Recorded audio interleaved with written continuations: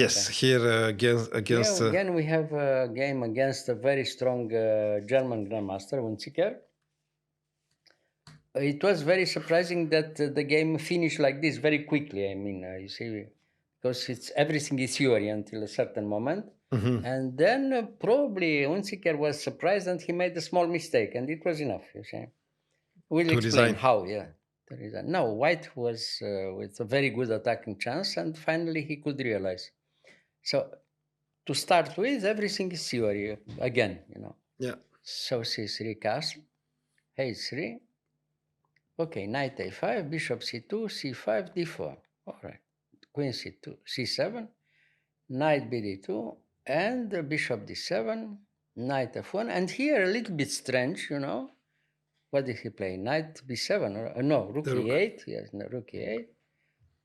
D5, yes. And after after d5, as long as I know, the theory recommends knight c4. After knight c4 is better for white, but not very clear. Well, he wanted to come very quickly with knight b7, c4, and knight c5. That was the idea for black, with knight b7. But knight b7, gives us, immediately some time for white to try to attack on the other side, And therefore, white is, even here, clearly better, It's not such a good idea, knight b7, I think, you see. So, all right.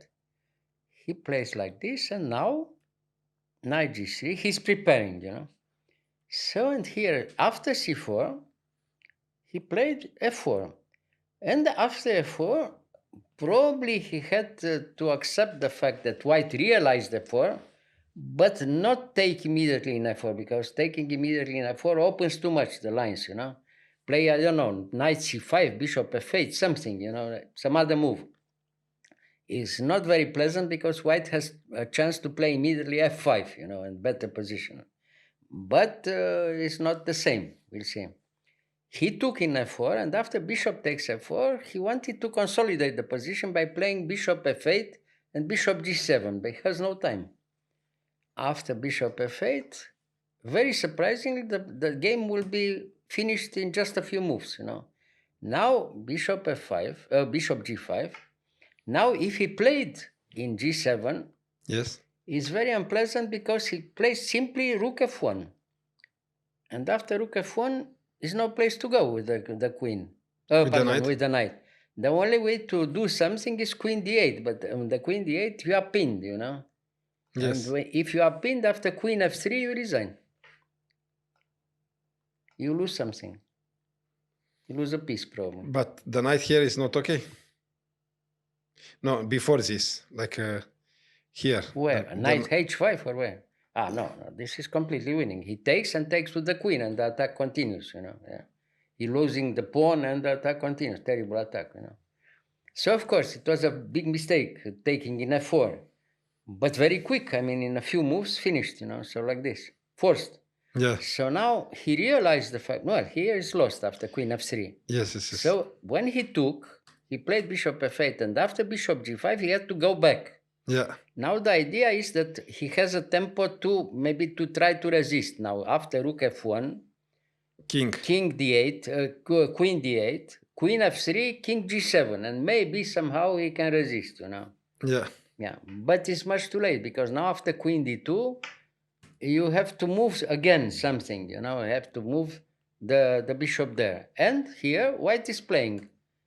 And he played there, knight d7. Okay, it seems that, he could play, Yeah. And now if he has time, if he arrives in e5, maybe he can resist. But now after knight g4 is kaput, nothing to play. And he resigned. He resigned. Yeah, there's nothing to play. He has no move. If he takes to g5 in g5, it's too late because the queen is coming and he's threatening also knight h6 check, And if he plays here queen d8, after knight h6 check, resigns immediately. Here, nothing to play for black, This one is not good. You can't, queen d8, knight h6 check. Rook takes f7 check. Okay. Terrible.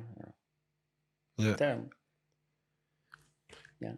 So big mistake. The big mistake was to allow this with knight b7, the move order, you know, and finally to take in f4. When he took in f4, it's clear that black is much worse, you know.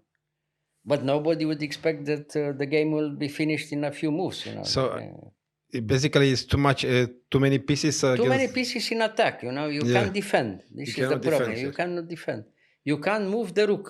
You see, if you move the rook to f8, it's too late because you lose the bishop. But this knight here also doesn't help. If here is probably losing like this, knight. Well, he can probably even take in e7. Now, if he takes in e7, what do you do? If he takes, now knight f6 check, he wins at least the exchange. At least. Probably more, you know. Yeah. Probably it's mate, you know, after king g7. Because king h8 is mate after queen h6. Yes. Yeah. So after king there, maybe he gives one check in h5, a terrible position. If he wins only the exchange, is very little for white, you know, here. Maybe even probably queen g5 preparing, you know. No. Oh, okay, here. No, immediately instead of knight there, queen g5. No, check, king there, you know. Yes. And now queen g5. And now, what kind of move? I don't take the rook, you know. This is the rook is not important. Now he can move the knight or even knight h5 check. Now the other knight. Lose queen. No, the queen, he doesn't lose the queen because he has still king f8. Yes. But the other knight check in h5. And now it's mate. Now king f8, now the only move. Queen h6 mate. Terrible position, you know. The black position is like a Schweitzer, you know. Right? Oh, holes everywhere, you know. A hole everywhere. Holes. Terrible position. Mm-hmm. Yeah. What to do? Suddenly. Suddenly, in a few moves like this. Yes. But it happens all the time because white has the initiative. White is a little bit better all the time. And if you allow a little bit too much, it happens like this, you know. Mm. Especially if you have a very strong opponent, of course. Yeah. Nice. Very instructive. Yes. Very rare also, to have such an extra-class grandmaster like Unzicker losing like this. This is almost unbelievable. But it can happen, you know. It can happen. Nice. Yeah. Very quick. Yeah. Thank you, Mr. Gheorghiu. You're welcome.